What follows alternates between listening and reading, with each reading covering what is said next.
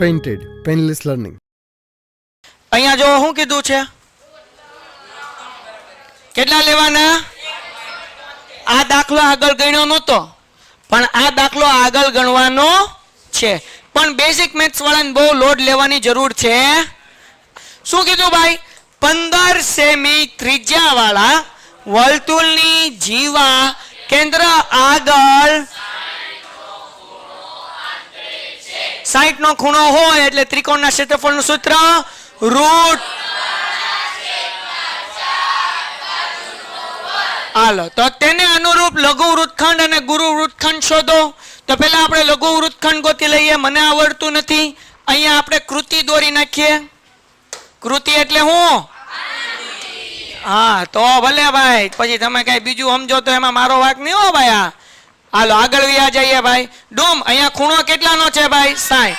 અહીંયા કેટલા સેમી? 15. હવે ડન.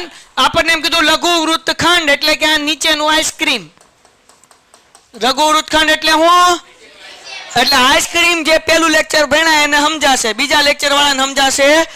વેઇટ સ્કીપ નહીં કરતા. તમારા ફાયદાની વાત છે. ધોરણ 10 ની અંદર આવ્યા છો, બોર્ડની પરીક્ષા આપવાની છે, જોરદાર રિઝલ્ટ લાવવું છે, તો પેન્ટેડ એપ્લિકેશન ડાઉનલોડ કરો અને ચેમ્પિયન બેચ લોન્ચ થઈ ગઈ છે. ચેમ્પિયન વિદ્યાર્થી સાથે ભળી જાઓ. આ લાઈવ લેક્ચરની અંદર ગણિત, વિજ્ઞાન, સમાજ, ઇંગ્લિશ, ગુજરાતી બધુંય ભણાવીએ છીએ. અનમ્યુટ કરીને ઘરેથી બોલીને ડાઉટ પૂછી શકો અમારા લાઈવ લેક્ચરમાં. અને તમારે ટ્રાય કરવી છે, ખાલી 300 રૂપિયા આપીને મહિનો દિવસ ટ્રાય કરો ને પછી મજા આવે તો આગળ જોડાવો. તમે એમ કહો સાહેબ તમારું રિઝલ્ટ આ છે, મારી પાછળ રિઝલ્ટના ફોટા જોઈ લો અમારા ટોપર્સ, અને તમે ચેમ્પિયન બનવા માંગતા હો ચેમ્પિયન બેચ સાથે જોડાઓ. Good bye. જો ભાઈ લઘુ વૃત્તાંશ મેં સમજાવ્યું હતું. બે બહેનોની આપણે સ્ટોરી કીધી હતી. ખુશનામ અને શું નામ હતું? ત્રિષા. જુઓ લઘુ વૃત્તાંશ કોને કહેવાય ભાઈ? જોયો છે પેલા લેક્ચરમાં બહેનો નહોતા એ બધા. તે લઘુ વૃત્તાંશ કોને કહેવાય? તો કે ભાઈ પિઝા ખાવા જઈએ, ચાલો પિઝાનો પેલો ટુકડો આમ ઉપાડીએ, એ ટુકડો જે આપણા હાથમાં હોય એને શું કહેવાય? લઘુ વૃત્તાંશ કહેવાય. શું કહેવાય? લઘુ. તમે પિઝા ખાવા ગયા કે નહીં કોઈ દી? એમાં આમ પિઝા ને આમ બટકા કરેલા, ઓલું એક બટકું ઉપાડો એ આવું હોય ને, આવું બરાબર આમ હોય, આવું આમ પીજો આખો હોય. કરીને દેખાડું હવે હું યાર, તમે પેલા લેક્ચરમાં નહોતા યાર. જો ગણિતનો એકેય લેક્ચર પાડવાનો, કારણ કે ગણિતનો લેક્ચર પાડો તો ફાયદો ન થાય. શું થાય? નુકસાન. આમ પીજો બરાબર. આ સમજો, આવો આમ પીઝા માં એક ઊભો મારે ને એક આડો મારે ને એક આમ ત્રાહો મારે, એમાંથી આ એક બટકું આપણે ખાવા હાટું ઉપાડ્યું તો આ એક બટકું પીઝાનો જે ટુકડો છે એને શું કહેવાય? લઘુ. હાલો આગળ વ્યા જાય. એટલે સમજાણું લઘુ વૃત્તાંશ કોને કહેવાય? તો કે પીઝાનો ટુકડો છે એને શું કહેવાય? અને લઘુ વૃત્તખંડ કોને કહેવાય? તો કે ઓલો આઈસ્ક્રીમ કોણ હોય એના ઉપર આઈસ્ક્રીમ આ મૂકે, આ ભાગ, આને શું કહેવાય? લઘુ વૃત્તખંડ. શું કહેવાય? લઘુ વૃત્તખંડ. અને આ જે આખો ભાગ છે બેટા, આ આખા ભાગને કહેવાય લઘુ વૃત્તાંશ. આખા ભાગને શું કહેવાય બેટા? લઘુ વૃત્તાંશ. ડન થઈ ગયું. તો હવે તમારે લઘુ વૃત્તખંડ ગોતવું હોય તો શું કરવું પડે બેટા? તો પહેલા આખું લઘુ વૃત્તાંશ ગોતવાનું. એમાંથી આ ત્રિકોણ તું કાઢી નાખ. ત્રિકોણ શું કરી નાખવાનો? બાદ કરી નાખવાનો. એટલે આ નીચેનો ભાગ મળી ગયો ને, એટલે લઘુ વૃત્તખંડ મળી જાય. એટલે લઘુ વૃત્તખંડનું સૂત્ર શું થાય? તો કે ભાઈ લઘુ વૃત્તાંશનું ક્ષેત્રફળ માઇનસ ત્રિકોણનું ક્ષેત્રફળ. હાલો આગળ વધી જઈએ. 15 સેમી ત્રિજ્યા વાળા વર્તુળની જીવા આપણને કીધી હતી, એટલે 15 સેમી ત્રિજ્યા કરી નાખ્યું. કેન્દ્ર આગળ કેટલાનો ખૂણો બનાવે છે? 60 નો. બરાબર. તો આપણને શું કીધું ભાઈ? લઘુ વૃત્તખંડનું અને ગુરુ વૃત્તખંડનું ક્ષેત્રફળ શોધો. તો પહેલા આપણે ગોતી લઈએ લઘુ વૃત્તખંડનું ક્ષેત્રફળ. હાલો ધ્યાન રાખો. લઘુ વૃત્તખંડનું ક્ષેત્રફળનું સૂત્ર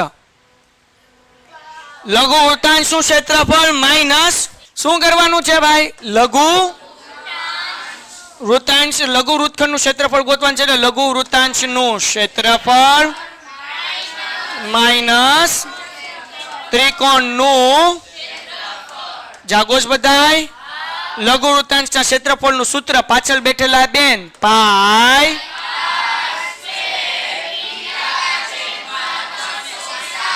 ત્રિકોણના ક્ષેત્રફળનું સૂત્ર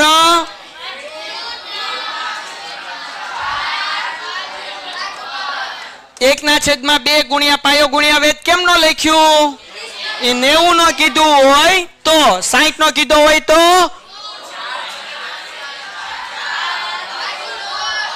ઓકે હાલો જાગતા રહેજો બાપા થોડીક વાર હુઈ નહીં જતા મને ઊંઘ આવવા મળી છે હાલો પાઈની જગ્યાએ 314 લ્યો લઈ લીધા છેદમાં કેટલા મૂકી દીધા 100 ત્રિજ્યા કેટલી છે 15 એટલે 15 ગુણ્યા છેદમાં જાગોશ બધાય 0 0 છાએ છાએ 3 2 3 પંચા ગાડી આવી બંધ ન થાવી અંદર આવી હાલો અહીંયા ધ્યાન રાખો હવે હું વધ્યું ભાઈ તો કે 314 વધ્યા 5 વધ્યા અને 15 વધ્યા મૂકી દઈએ 314 5 અને 15 પણ 314 ના જે ઉડાડ નાખો એટલે અહીંયા કેટલા કરી નાખો 157 એટલે 157 ગુણ્યા 5 ગુણ્યા 15 જાગોશ ના બધાય તો સાહેબ હજી છે દુડે 5 ના ઘડિયામાં 100 આવે 20 પંચા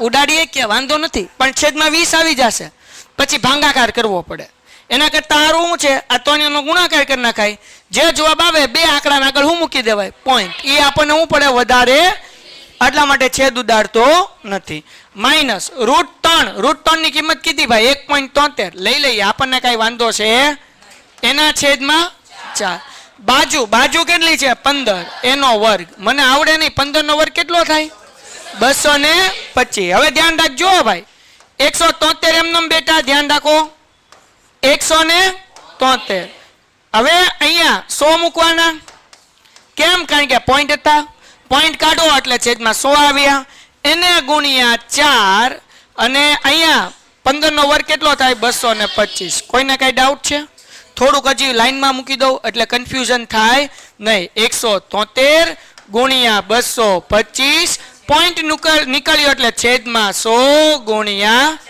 4 ડન ઓકે જેથી માથેથી જાય નહીં હવે ગુણાકાર કરીએ હું તો નબળો તમે બધા હોશિયાર ધ્યાન રાખો 15 પંચા કેટલા થાય તો 157 ગુણ્યા ડાયરેક્ટ હું 75 કરી નાખું સમજાય ને કારણ કે 15 પંચા મને આવડતું નથી ગુણાકાર શીખવાડજો 0 સત્ય 49 વધી પડી 4 7 પંચા 35 35 ને 4 39 વધી પડી 3 7 એકા 7 ને 3 10 5 સત્તા 35 વધી પડી 55 25 ને 3 વધી પડી 5 એકા 5 ને 2 5 એમનેમ 9 અને 8 કેટલા થાય 17 વધી પડી 1 9 ને 1 10 ને 7 17 વધી પડી 1 1 એમનેમ એટલે કેટલો જવાબ આવ્યો 11700 ને પણ છેદમાં 100 છે ને બેટા એટલે બે આંકડાની આગળ હું મૂકી દઈએ પોઈન્ટ એટલે 117 પોઈન્ટ કઈ ગુણાકારમાં ભૂલ નથી ને આગળ વ્યાજે હવે અહીંયા ગુણાકાર કરવાનો 173 અને 200 ને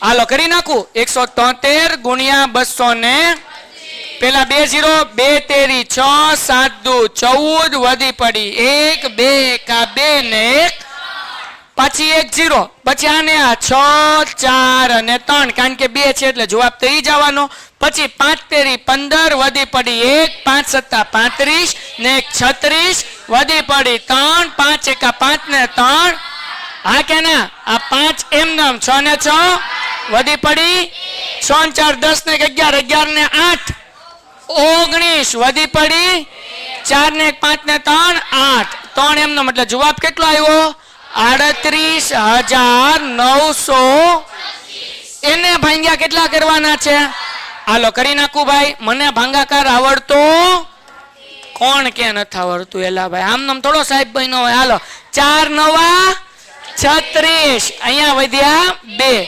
ઉપરથી ઉતાર્યા 9 હાલો 4 સત્તા 28 કેટલા વધ્યા 1 ઉપરથી ઉતાર્યા 2 4 તેરી ઉપરથી ઉતાર્યા 5 4 એકા 5 માંથી 4 જાય એટલે 1 પોઈન્ટ મૂકીને 0 હાલો 4 2 8 કેટલા વધ્યા 2 પાછો 0 4 પંચા ને 20 આ જવાબ આવ્યો 97 31 પોઈન્ટ પણ અહીંયા પાસે શું છે 100 એટલે આ પોઈન્ટ છે એને બે આંકડાની આગળ લઈ લઈએ એટલે શું થાય 97.31 ખબર પડી ગઈ? હવે આ બે ની શું કરવાની? બાદબાકી.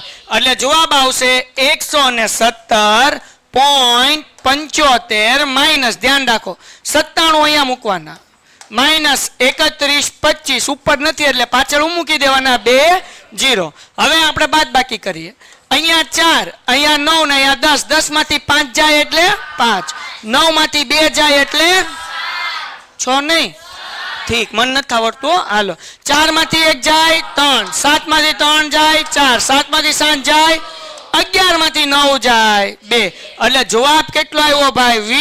20.4375. તેથી આપણે 20.44 સોરી 23.44 સોરી 20 લખવાના. કાં સાહેબે ટેવી ઠોકી દીધા. હાલો, 20.4375 એટલે આપણે તેથી કરીને લખી શકીએ. કેટલા લખી શકીએ? 21.43. એલા એ ભાઈ 20.44. કેમ 44 લખ્યા સાહેબ? જો સમજાવું. અહીંયા પાછળ શું છે? 7 છે એટલે 43 ની બદલે કેટલા થઈ જાય? 44. બસ, તો આપણે આ કઈ 44 લખવું નથી. આ જવાબ 20. આ જુઓ, આ ગુણાકારે કરવાનો, આ ભાંગાકારે કરવાનો અને આ બાદબાકી કરવાની, કે જેથી કઈ લોચા પડે નહીં. ડન છે? ઓકે. હવે આ દાખલામાં આપણને એમ કીધું કે ગુરુ વૃત્તખંડનું ક્ષેત્રફળ શોધો. તો ગુરુ વૃત્તખંડ એટલે તમને ખબર પડી ગઈ ને? હવે વર્તુળનો આવડો આ ભાગ આખો, હા કે ના? તો ખાલી વર્તુળનું ક્ષેત્રફળ ગોતવાનું અને આ વર્તુળના ક્ષેત્રફળમાંથી લઘુ વૃત્તખંડનો ભાગ હું કરી નાખવાનો? માઇનસ કરી નાખવાનો. તો અહીંયા ધ્યાન રાખો, હું ગોતું છું. ગુરુ વૃત્તખંડ બરાબર ગુરુ વૃત્તખંડનું ક્ષેત્રફળ બરાબર આપણે શું મૂકીએ ભાઈ? વર્તુળનું ક્ષેત્રફળ માઇનસ લઘુ વૃત્તખંડનું ક્ષેત્રફળ. વર્તુળના ક્ષેત્રફળનું સૂત્ર થીટા નો આવે, ખાલી શું આવે? પાઈ આર સ્ક્વેર માઇનસ લઘુ વૃત્તખંડનું ક્ષેત્રફળ. અહીંયા ગોત્યું કેટલું ગોત્યું? 20.4375. વેરી ગુડ જામીન. સૌથી પહેલા આન્સર એમને આપ્યો. હાલો, પાઈ. પાઈ ની કિંમત કેટલી મૂકવાની? કેટલી મૂકવાની? એટલે 314 ના છેદમાં ગુણ્યા આર. આર એટલે કેટલા છે? 15. એનો વર્ગ કરી નાખીએ, 15 નો વર્ગ માઇનસ 20.4375. આને ઠેઠ લગી ઢળશું, આનું સાદું રૂપ આપશું. તો હવે જગતની માલિપા આપણી આગળ 314 ના છેદમાં 100 છે એમને મૂકી દઈએ. 15 નો વર્ગ કેટલો થાય? 225. આને આમ નામ ઢળવાના. શું કરવાના? હવે ગુણાકાર કરવાનો. 314 અને 225 નો મને આવડતો નથી, ધ્યાન રાખજો. 225 બાપુ ગુણ્યા 314 2 0 3 5 15 વધી પડી 1 3 દુ 6 6 ને 1 7 અને 3 દુ હવે 1 0 મૂકવાનું. 5 એકા 5 2 એકા 2 2 એકા હવે 4 નો વાળો 4 5 ને 20 વધી પડી 2 5 4 દુ 8 ને 2 10 વધી પડી 1 4 દુ 8 ને 1 9 0 એમનમ 5 એમનમ 9 ને 2 11 11 ને 5 16 વધી પડી 1 1 ને 7 8 અને 8 ને 2 10 વધી પડી 1 6 ને 1 7. એટલે જવાબ કેટલો આવ્યો ભાઈ? 70,650 એના છેદમાં. હાલો આ કાઢી નાખું બધું. ટોમ ટોમ બોલો, ટોમ ટોમ. હાલો અહીંયા 43.75 એમનમ 0 0. હજી એક મીંડું વધ્યું ને એટલે એક આંકડાના આગળ પોઈન્ટ મૂકી દઈએ. 706.5 માઇનસ 20.43. હવે બાદ બાકી મને કરતા આવડતી શીખવાડજો. 706.5 પોઈન્ટ પછી એક જ આંકડો. અહીંયા માડો હો કઈ ગયો? હા, પોઈન્ટ પછી કેટલા આંકડા? 4. તો હવે મારે અહીંયા બાદબાકી કરવા માટે 3 મીંડા મૂકી દઉં તો પોઈન્ટ પછી 4 આંકડા થઈ ગયા. હવે પોઈન્ટ ની નીચે પોઈન્ટ અને જવાબ કેટલો હતો? 20. તે મૂકી દો 20.4375. હવે બાદબાકી કરીએ, હા કે ના?